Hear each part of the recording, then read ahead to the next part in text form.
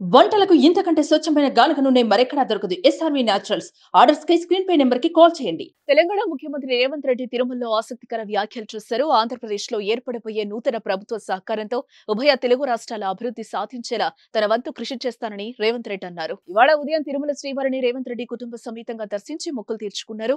వారికి ఆలయ అధికారులు ఘనంగా స్వాగతం పలికారు. దర్శనం అనంతరం రంగనాయకుల మండపంలో వేద పండితులు ఆశీర్వచనం పలకగా అధికారులు తీర్థ ప్రసాదాలు అందజేసి శేష వసంత సత్కరించారు. శ్రీవారి జ్ఞాపికను అందజేశారు. అలాగే ఆలయం వెలుపల రేవంత్ రెడ్డి మీడియాతో మాట్లాడుతూ త్వరలో ఆంధ్రప్రదేశ్ లో ఏర్పాటు చేయబోతున్న నూతన ప్రభుత్వ సహకారంతో ఉభయ రాష్ట్రాల సమస్యల పరిష్కారానికి ముఖ్యమంత్రితో చర్చిస్తామని అన్నారు. అలాగే తిరుమలలో తెలంగాణ రాష్ట్ర ప్రభుత్వం తరపున కళ్యాణ మండపం, వసతి గృహం ఏర్పాటుకు నూతన ప్రభుత్వ సహకారం తీసుకుంటామని అన్నారు. తెలంగాణ రాష్ట్రంలో వాతావరణం అనుకూలించి రైతాంగం సస్యశ్యామలం కావాలని శ్రీవారిని కోరుకున్నట్టుగా తెలిపారు ఆయన. అయితే రేవంత్ రెడ్డి ఏపీ ప్రభుత్వంతో కలిసి పనిచేస్తామన్న ప్రకటన ఇప్పుడు రాజకీయ వర్గాల్లో తీవ్ర చర్చనీయాంశమే అయింది. ఆయన వ్యాఖ్యలను బట్టి ఏపీలో ఖచ్చితంగా ప్రభుత్వం మారుతుందనే సంకేతాలు ఉన్నాయంటున్నారు విశ్లేషకులు. ఏపీ సీఎం జగన్ తో అంటి ముట్టనట్టుండే రేవంత్ రెడ్డి గడిచిన 5 నెలల్లో ఆయనతో ఎలాంటి చర్చలు జరపలేదు. భవిష్యత్తులో కలిసి పనిచేస్తానన్నారంటే ఖచ్చితంగా కాంగ్రెస్ పార్టీ అయినా గెలవాలి, లేదంటే తన గురువు చంద్రబాబు అయినా సీఎం కావాలి. కాంగ్రెస్ పార్టీకి అవకాశం లేదు కాబట్టి ఖచ్చితంగా చంద్రబాబే సీఎం అవుతున్నారని రేవంత్ రెడ్డి చాలా స్పష్టంగా చెప్పకనే చెప్పినట్టుగా తెలుస్తోంది. చూద్దాం రేవంత్ జోస్యం నిజమవుతుందో లేదో. తెలంగాణ రాష్ట్ర ప్రభుత్వం ఏర్పడిన తర్వాత స్వామివారి దర్శనం చేసుకోవాలని ప్రయత్నం చేసిన ఎన్నికలు, స్థానిక పరిపాలనలో కాస్త సమయం దొరకకపోవడం వల్ల ఈరోజు స్వామివారిని దర్శించుకున్నాం.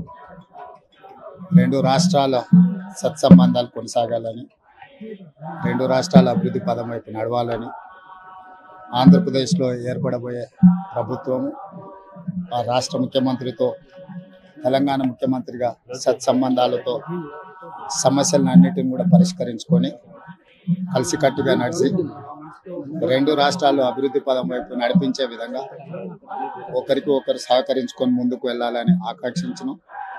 అదేవిధంగా తెలంగాణ రాష్ట్ర ప్రభుత్వం తరఫున కొండ మీద ఒక సత్రం నిర్మాణము, కళ్యాణ మండపం నిర్మించి తెలంగాణ నుంచి వచ్చే భక్తులకే కాకుండా దేశం నలుమూలల నుంచి స్వామివారిని సందర్శించుకునే భక్తులందరికీ కూడా సౌకర్యాలు కల్పించడంలో తెలంగాణ రాష్ట్ర ప్రభుత్వం కూడా భాగస్వామ్యం. ఈ ఫలితాల ప్రక్రియ ముగిసిన తర్వాత తప్పకుండా తెలంగాణ రాష్ట్ర ప్రభుత్వం తరఫున సత్ర నిర్మాణానికి అవకాశం ఉంటే కళ్యాణ మండపం నిర్మించి స్వామివారి సేవ కొనసాగించాలని రాష్ట్ర ప్రభుత్వం భావిస్తుంది.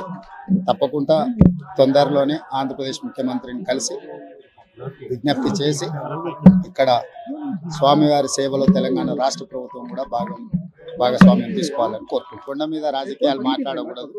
తప్పకుండా మంచి వాతావరణం ఉంది.